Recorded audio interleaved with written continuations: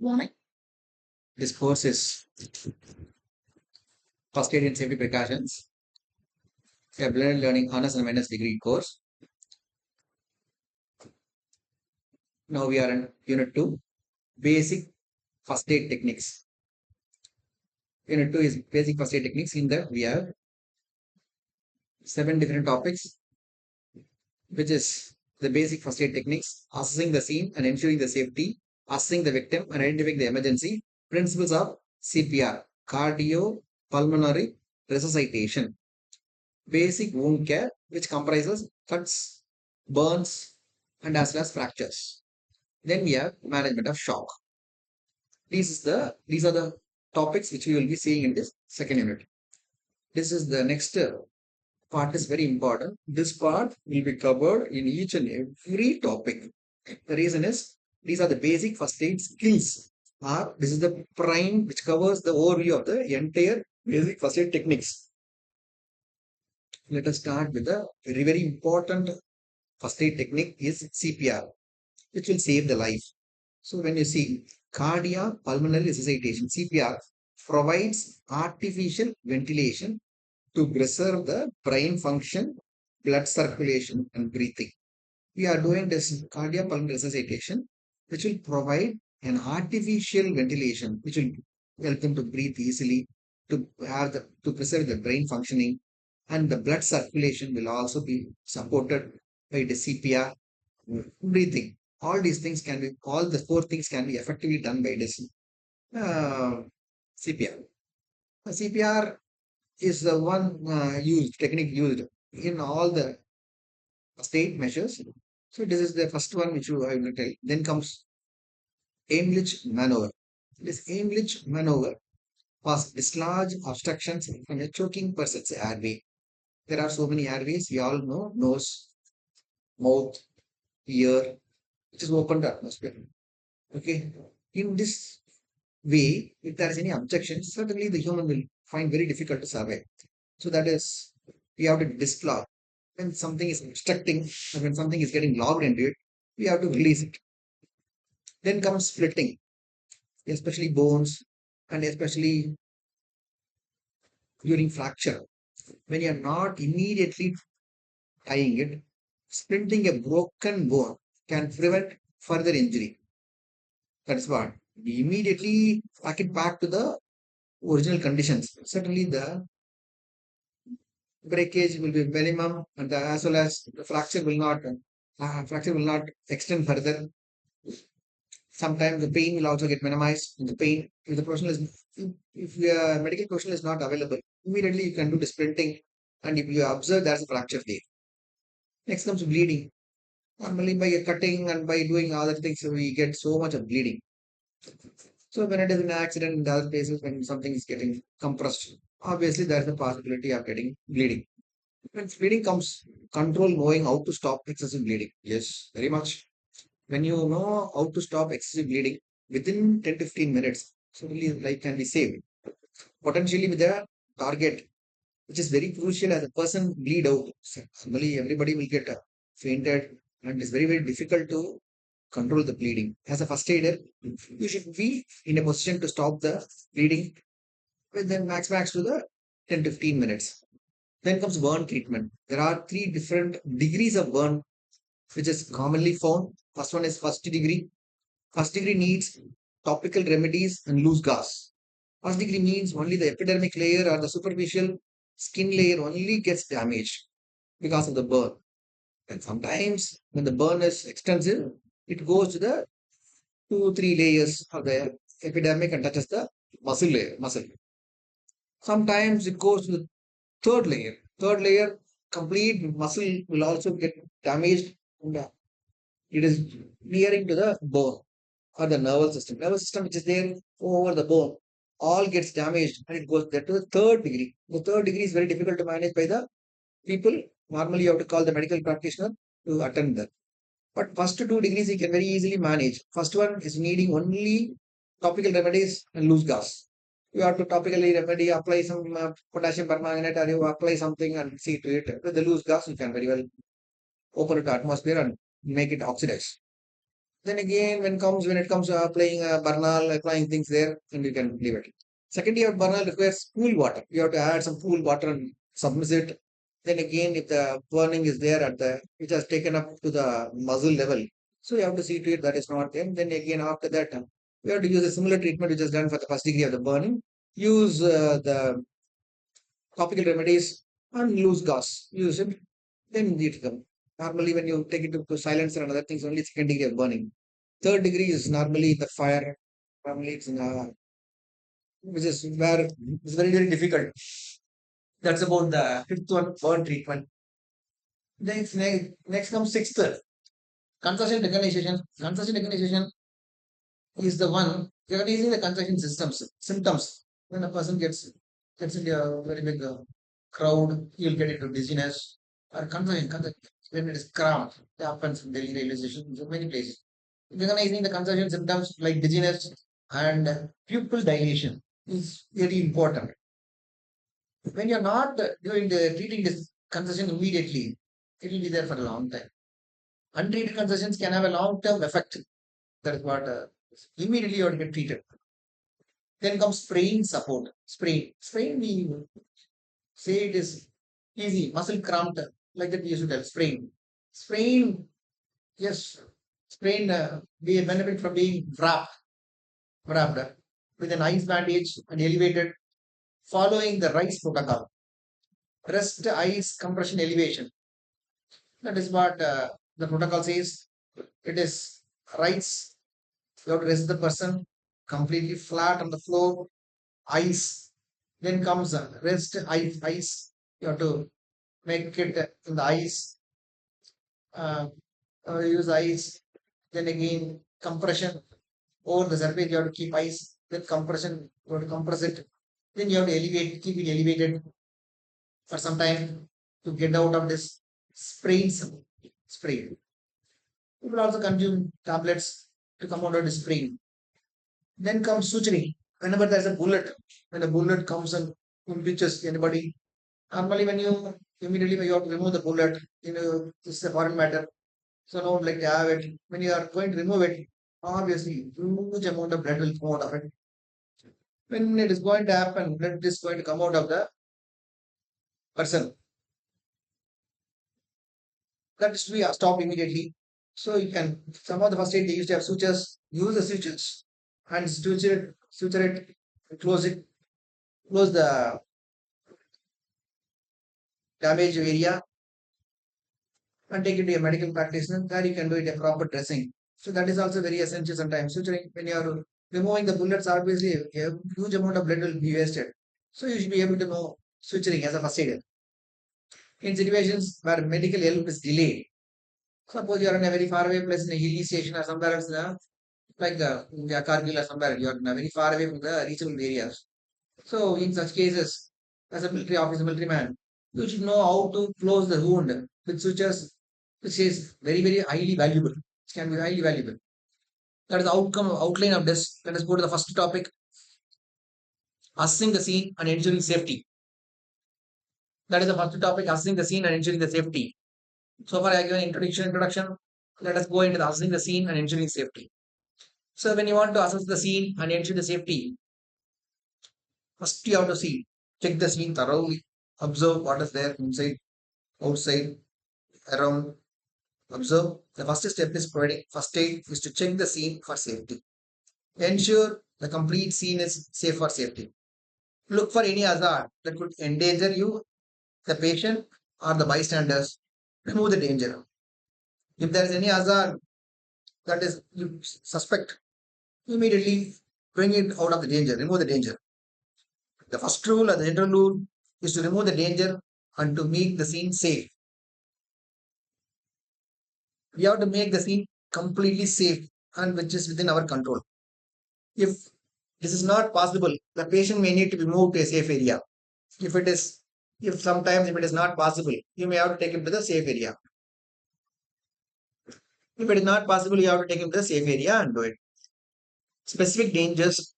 Examples of dangers include vehicular accidents, running machineries, environmental hazards such as lying in water, especially if electric shock is involved. Let us elaborate the dangers. There's accident during traveling. That is what we say vehicular traffic accidents. When it is happening in the vehicle, certainly your traffic will be there. You have to come out from the traffic and get treated. The person who is affected or the casualty should be moved from the traffic. This becomes very essential. We cannot do anything in that spot. Some care can be given immediately in the spot, and we have to move him to the safest place as early as possible. Then comes missionaries. Running missionaries in industries near the spot. Sometimes you can give a little bit of treatment, then you have to move them to the place where it is safe. Similarly, end-of hazard, natural disasters, such as lying in water, especially if electric shock is involved. That is also very critical. In the case of car accidents, it is often best to stay in your car and call for emergency services. You have to be in a safe distance, call for emergency services. That is what is ideal. Then comes assessing the scene and ensuring safety. In this topic, we have a protocol of DRS ABCD. DRS ABCD is, I'm showing you here, danger, response, then again sending the message ABCD, airway, breathing, circulation, and defibrillation. These are the action plan. So we start with danger and delimit it. That is what is DRS ABCD action plan. Call for the, if you want, you can call the public or the person who is standing near the incident. They are called as bystanders to call for the first aid kit. Through them, you can get the first aid kit. As a first aid trainer, you can help the people.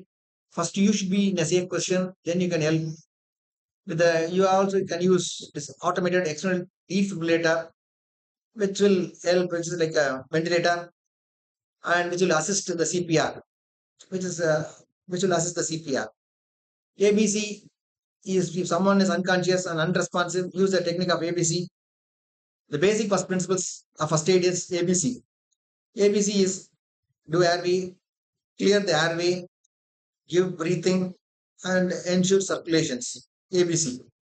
Then comes DRS ABCD. What is DRS ABCD? DRS is danger, response, sending the message, that is airway, breathing, circulation, and designation. And that is what action plan in any situation. You can apply this action plan. Danger you have to remove in all possible means for yourself, for the patient, and the bystanders. Check for the response of the patient by shouting near his ears, and you have to firmly squeeze him, gently squeeze him, the person's shoulders, whether he's able to give a response. That is what the second protocol. The third protocol is send for the call L. You can very well send the message to the emergency. You can call 108, 111, 999 for an ambulance when he is not responding. Then comes airway, ABC. Before the ambulance reaches, you can see the airway. You ensure the airway is clear and open. All possible airways, you should see to it whether it's clear and whether they are fully open. Then check for the breathing normalcy. Ensure he is clearly breathing. CPR is essential. If a person CPR is not, when the person is not breathing, start CPR. If the person is not breathing, start CPR. If the person is breathing, go for circulation. If that is, then again ABCD. D is defibrillation attach. You bring him to the ventilator, automated external defibrillator as soon as possible if available. Take him to the ambulance and attach him with the defibrillator. That is what ABCD. Taking a certified first aid course can provide this kind of comprehensive training, and in these techniques, you can have a certified first aid course by gaining the skills, hands-on skills, And this is only a theoretical knowledge which can give you an awareness what to do next, what to do next. So DRS ABCD, that is the protocol for this assessing the scene and ensuring the safety. That is the first one. DRS D will be there only in the ambulance, defibrillators or ventilators. These notes provide a reference for understanding how to assess the scene and ensure safety when providing first aid. When you are going to provide a first aid, you should also be aware of these things. That is why ensuring that is ensure you are safe and you should remove all the danger nearby. There are no substitute for hands-on training. There is no substitute for hands-on training and the skill what you have in the hand.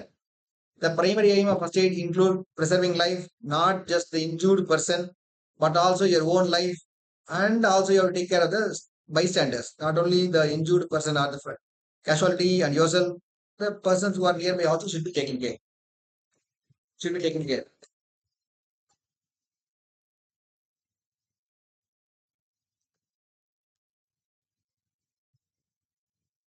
சொல்லுங்க 25th Tuesday confirmed அவர் sir waiting நேற்று கூட கேட்டாரு என்ன இதுன்னு நான் சொல்லிட்டேன் நீங்க ticket போட்டுருங்கன்னு சொல்லிட்டேன் டிக்கெட் போட்டுருவாங்க அவருக்கு கார் சொல்லணும் அவரு இட்னரி சொல்லிட்டு இருக்காரு நீங்க முதல்ல அவர் மெயில் வந்தாதான் அவர் ஓடி அப்ளை பண்ண முடியுமா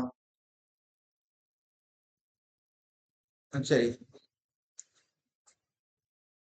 ஓ இன்னைக்குள்ள இது வேற பண்ணணும்னு சொன்னீங்கல்ல ஹெல்த் செக்அப் இன்னைக்கு இன்னைக்கு தான் லாஸ்ட் டே இல்ல நீங்க பண்ணிட்டீங்களா சரி ஓகே சரி கிளாஸ் இல்லாம மீட்டிங் கிளாஸ் அதாவது நம்ம சொன்னா இந்த மெயில் அனுப்பிச்சோம்னா அவர் ரெஸ்பாண்ட் பண்ணிடுவார் சார் நீங்க மெயில் உடனே அனுப்புங்க அவர் ரெஸ்பாண்ட் பண்ணிடுவாங்க ஓகே சரி ஆமா மெயில் அனுப்பிச்சு டாக்டர் பிளானிங் போட்டு அனுப்பிச்சுட்ருங்க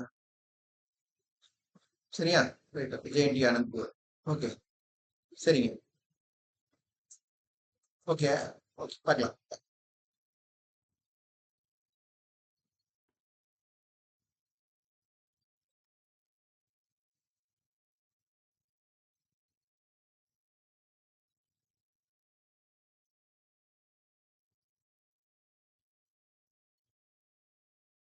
next is as they provide the initial step in providing emergency action plan and initial steps. Hands-on training. Next comes remove the danger in all possible ways. Make the scene safe. Do not take risks. Your safety is paramount. Do not become another casualty. Identify immediate dangers. That is what very unknowingly when you go and touch the person when he is affected by electric shock. Certainly you will also get the shock and you will become the next casualty. Yeah. So see, not become fatality, but casualty also we would like to avoid.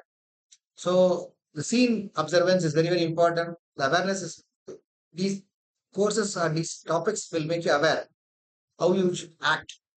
Identify any immediate dangers to yourself, the casualty and the bystanders. That is what